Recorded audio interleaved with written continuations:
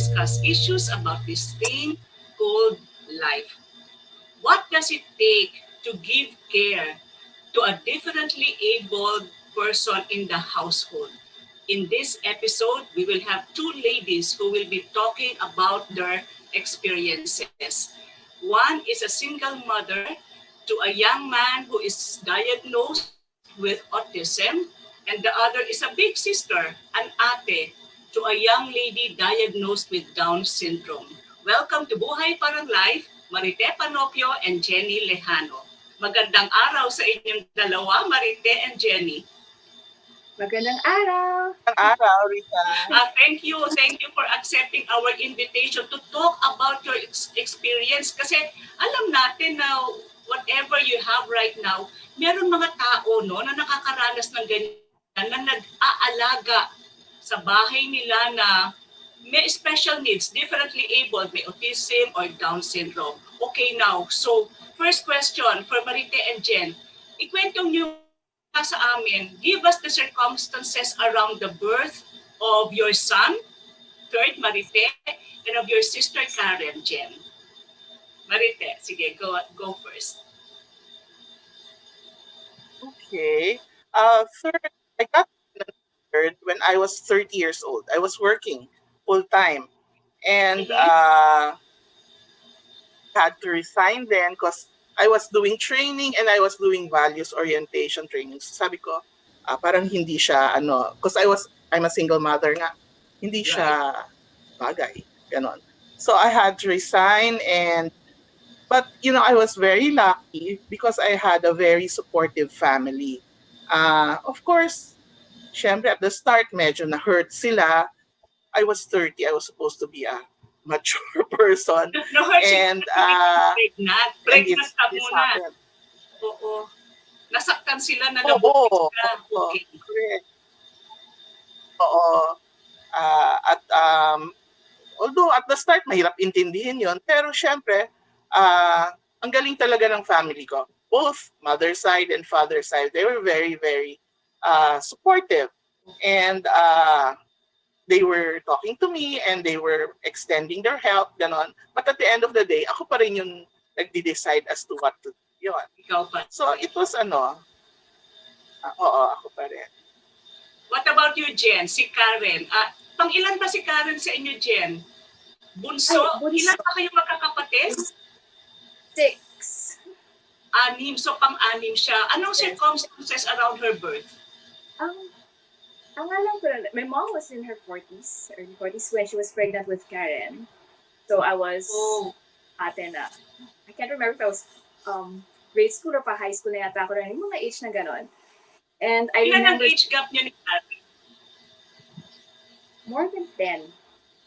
More than 10. More than 10, if I remember it, yeah. And then, what I remember was my mom was in the hospital for a long time. In and out of the hospital.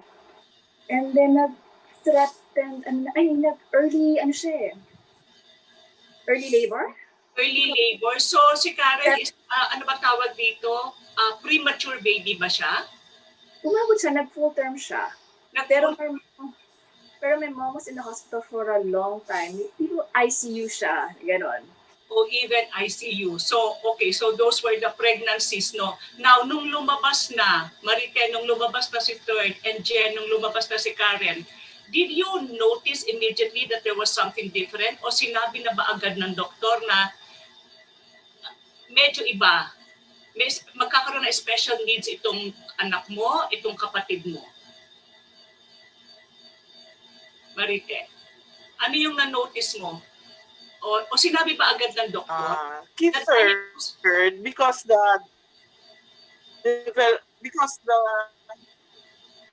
hindi kagad na. Hindi, because ang autism hindi na-diagnose at birth. Autism, hindi nakikita sa genetics. Unlike yung sa Down syndrome, may markers. Ang autism, wala. You will only find out if siguro mga 1-2 years old, pag hindi niya naaabot yung mga developmental markers niya, like not being able to speak. A lot of autistic persons have disability, have concerns regarding speech, ganyan, at saka not being able to interact well with others. So, pag mga 1, 2 years old, saka pa lang yan makikita. And then you approach developmental pediatrician to find out ano ba nangyayari, bakit hindi niya na aabot yung developmental markers. Ilang taon si third nung dinala mo siya sa developmental physician? Actually, first I asked, kasi that was 32 years ago, hindi pa masyadong kilala ang autism noon eh. Oo nga. That was in 1990 eh. Right. Oo, hindi kagaya ngayon. It's kilala na. Yes. So then, it wasn't that so I first asked the pediatrician, yung pedya niya. Sabi ko, hindi ba nagsasalita si third? Sabi niya, ay, ganyan talaga minsan ang boys. Right. Late magsalita. Mm-hmm. Tapos tinanong kung yung cousins ba yung ibang cousins niya ganun din, delayed speech. So yun, na 2 years old, 2.5 years old, when we finally thought na, ay, hindi na pwede, 2.5 na eh. So we went to a DevPed.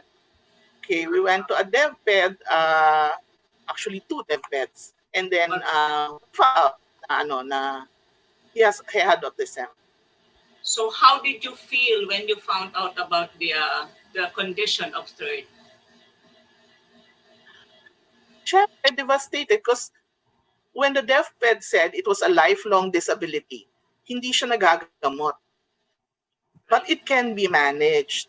So, syempre, sabi ko, anong gagawin ko? Ako agad, I researched. Kasi at that time, wala pa talaga eh. You have to, miski internet noon, hindi pa masyado, Wala so I had to go to the, look for material. Wala talaga. I had to look for materials. Good na lang yung DevPed ko. Very helpful. She was my batchmate in college also. So she was very supportive naman. She pointed me out to a support group. I was able to get materials to read, ganyan. Nung pauwi pa lang ako galing sa DevPed, dumaan na ako sa learning center dito sa Merville. In-enroll ko na siya kagad. So, nandito talagang learning center that time? May learning center na sa Merville where you live? Okay. Yes. It was behind our house. So, dumaan na ako doon. It was late afternoon. Good na lang, the directress was still there. So, I sat down with her and very, naman siya, helpful, gano'n. In-enroll, I think around March, I enrolled him sa summer program kagad. Ganyan. I got somebody to sit down with him. Okay, what about you, Jen? Was the Down syndrome of Karen, halata ba kagad yun? Napansin nyo na ba agad at the time of her birth? I think my parents knew when she came out, alam na may Down syndrome siya because how she looks and, kitang-kita na the features and then all the markers.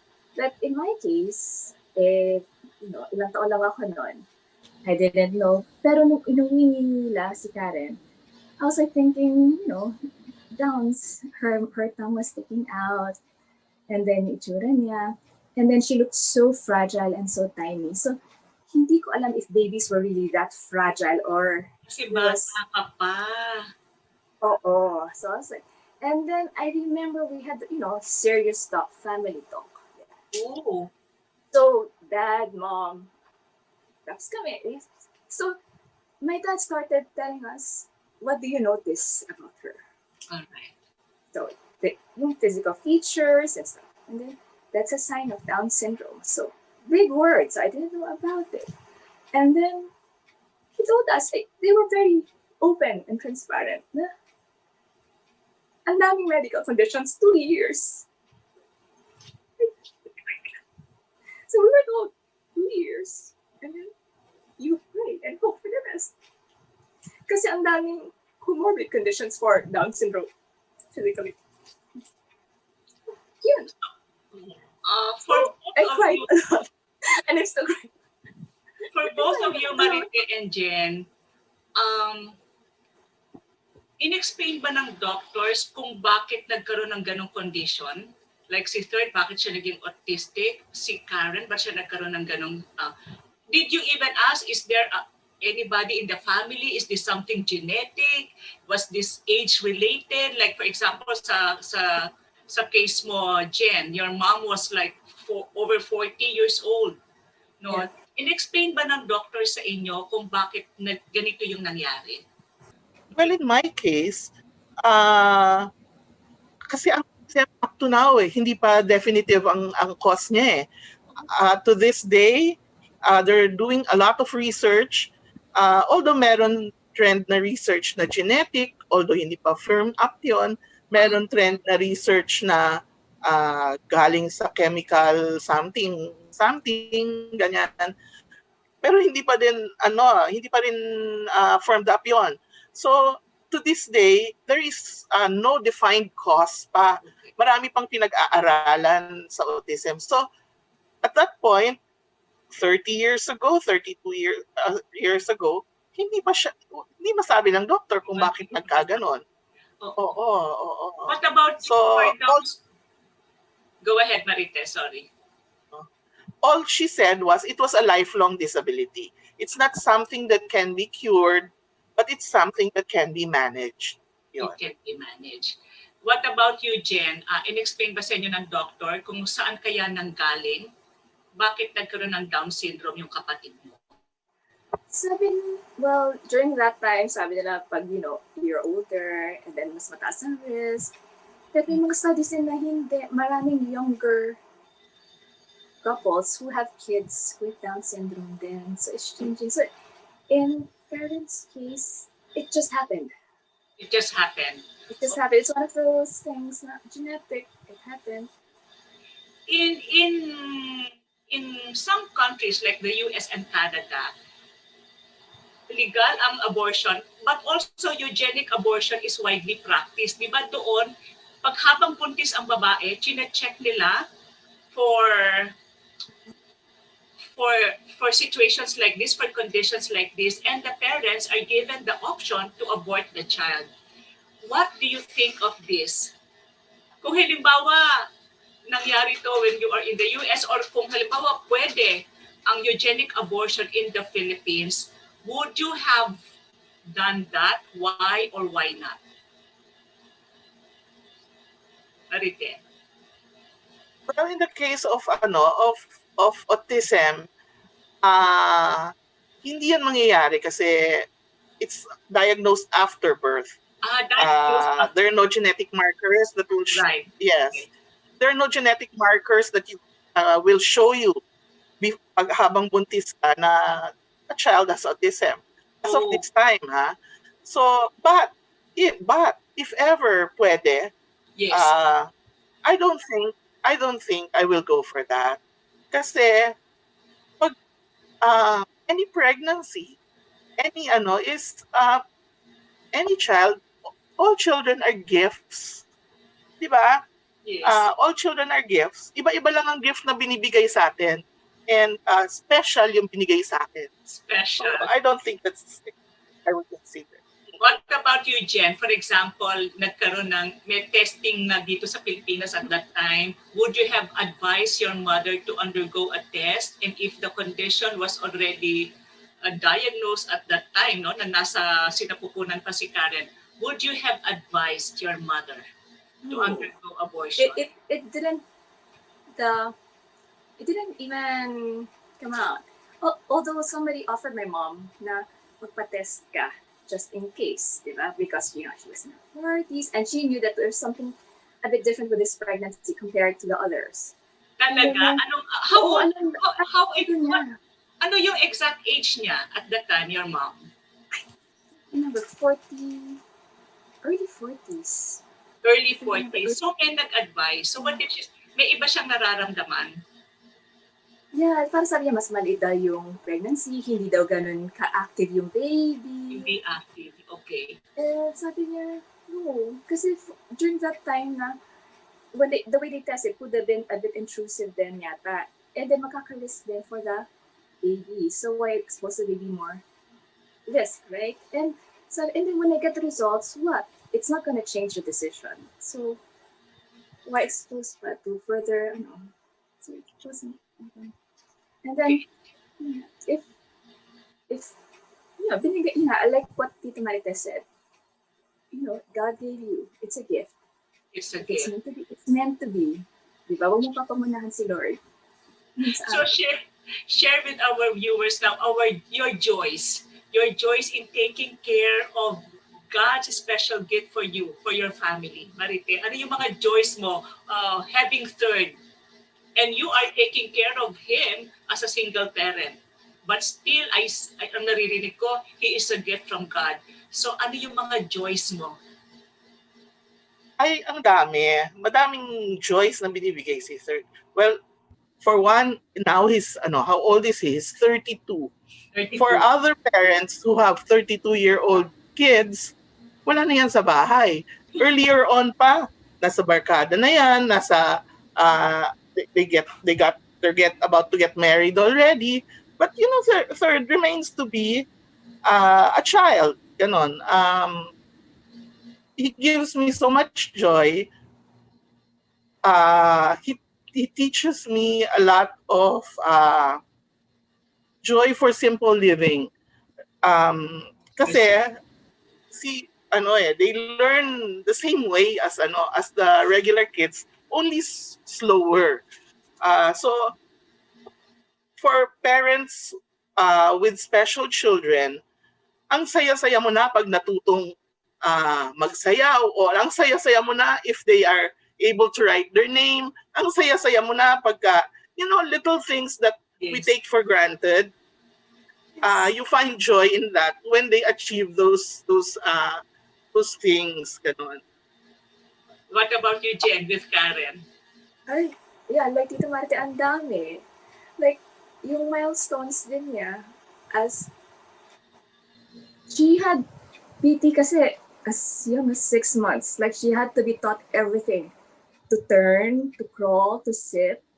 So, those little things na akala mo, ay, expected sa kanya, yung pinagdaanan ba, what it took to get there. Yes. So, she took her steps at 4 years old, assisted pa yon. Those milestones, and then seeing, for us, like, growing up with her, yung, yung sobrang niyang saya, certain situations, makita mo yung naglalight up yung mukha niya, and then she's so happy, mapapadundag siya, she's gonna hug you, and then hindi man niya masabi, minsan, she shows it. And then nandun yung love. So we've talked about it with my siblings, like, we don't know how much she understands, but we're sure she understands love. She understands that. That's the language she knows. And and she's, What are your fears? like, sorry, sorry? What are your fears? Ay, yes. Ako, for me, no, ang fears, because third is non-verbal, he can't talk. Uh, One of the fears is, what if because as much as possible, I bring him around with me because I want him to get integrated into the community, I bring him to the mall. Well, before COVID, I bring him to the mall. I bring him everywhere I go. Diba, nakikita tayo sa meetings, kasama ko si third. Ganon. So, one of the fears there would be, what if he gets lost? Oh, He will not be able to tell people who he is, and so he always has this ID bracelet. And it did happen several times. Once in SM, another time at duty free, and people are so helpful naman. People are always helpful. When there are special children around. So, lagi naman nababalik. And that's one of the reasons also why I bring him around, especially here in the community, no? Because I want people to know him para alam nila na kung kanino susoli sa third pagka nawala. Ganon. It kaya pala happens, siya right? sinasama sa simbahan. Oo, oo. Correct. And that's one of the fears. Another one is what will happen to him when I'm gone? Yes. Because I'm older already, di ba? yun, syempre may plans na, pero you just can't impose on others. Especially si third, wala naman siyang siblings. Uh, I only have my siblings, although they're very, ano naman, kay third eh. And napapag-usapan naman. Pero syempre, of course, you don't want to impose on others also. So, yun yung fear. So, we try as much as possible to make him as independent as he can be para hindi naman siya magiging burden to others. Okay. What about you, Jen? What are your fears for your youngest sibling, your sister? It's more on health. Health. Again, say that. Kasi, because with her case, ang daming physical. Yung mga sakit-sakit, comorbid conditions. And hanggang ngayon, may mga naging okay, pero may mga na-discover. So, na you cannot do anything more about it, na cannot be reversed, cannot, walang meds, and then yung mga bilin ng doctors na, if this happens, ER agad diretso yan. Oh. So, yeah, it's more. So, I know that both of you are active in your parishes. How does your faith help you manage your fears? Ano ang role ng faith nyo in the way you are able to handle this challenge? Well, I think having faith is everything, actually. You just lift up God, whatever He has given you. And, di ba, sabi naman, He will not give you anything that you cannot handle. And with God, you can handle anything, as in anything talaga. So, if you have that faith, you will only find joy in what is given to you. Yeah. Thank you. What about you, Jen? It's the same. Because there's only so much you could do. There's only so much. It's because you start, you try to do everything humanly possible. You worry, you cry, you worry a little more, and then it comes to a point where you just let go, let God.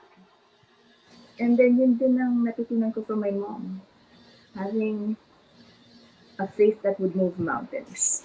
Because even when she needed a procedure dati na, we were like, Mom, saan natin kukunin yung pambayad dyan? You know, she needs it. You book it, sabi mo sa doctor, i-book na yung procedure na, like, you know, earliest possible. The money will come. Di ba mga ganun? And lo and behold, talagang dumarating. So, this program is watched by people from all over the world, even in countries where abortion is legal. What would you say to a woman or to a family, to a couple, whose baby inside the womb of the mother is diagnosed with Down syndrome? What would you tell them? If they're, for example, considering abortion, because it is legal in the place where they are right now. Anong sasabihin mo sa kanila, Marite? Kasi sabihin, ayoko to, hindi ko to, I cannot afford this. Ganito yung mga naririnig, di ba? I cannot afford this, istorbo lang ito, mahirap para sa akin ito.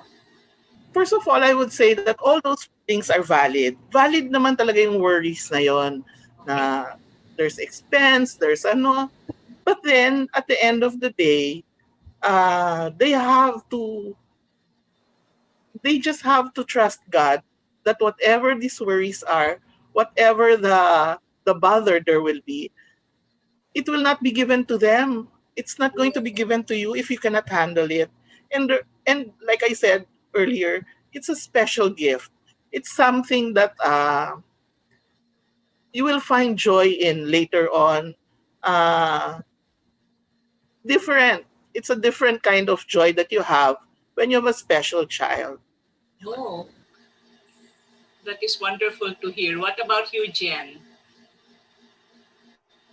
What would you tell a person living in the US whose child in the womb has been diagnosed with Down syndrome and is considering abortion? have faith. Believe in miracles. Believe in miracles. And yes, there are support groups now. compared to that time when, like, when my mom was pregnant. Ngayon, nandiyan na maraming associations. Reach out. There are people who would more than be happy to help, um, talk with you, pray with you.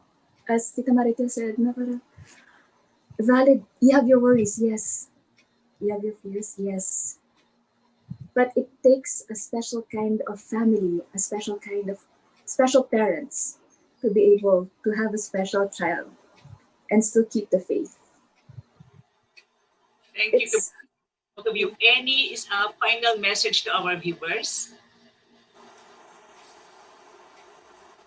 Marite, an final message mo, a special Um, message to our viewers. mm, well, I would like to tell everyone that whenever you see a special child, um, take time to know the child, even for a few minutes, and share in the joy that the child will be able to give you. Yeah. That is wonderful. Thank you, Marite. What about you, Jen? there are there will be challenges, there will be hardships. It's I think it's a given, even without having a special child. But I guess the more, but you always look at it as a blessing because you would never realize, looking back, na kinaya ninyo. Makinaya. And then and then your faith has grown deeper.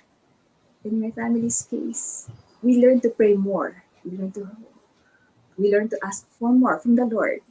And you learn to love. You love unconditionally. You love them for who they are. In our case, not it's not because who she could be, but you love her because she's your sister and she's God's gift to your family. And my nephews and nieces, we didn't have to explain to them. Kasi syempre, nag-asawa yung mga kapatid ko, di ba? Right, right. They know that Tita Karen, she's our tita, but she needs somebody to be with her, somebody to check on her once in a while. So, um, yeah, it has been a journey. It has been a journey, and it's just one chapter after another, but it deepens your faith because going through that, you don't have anybody else but God sometimes.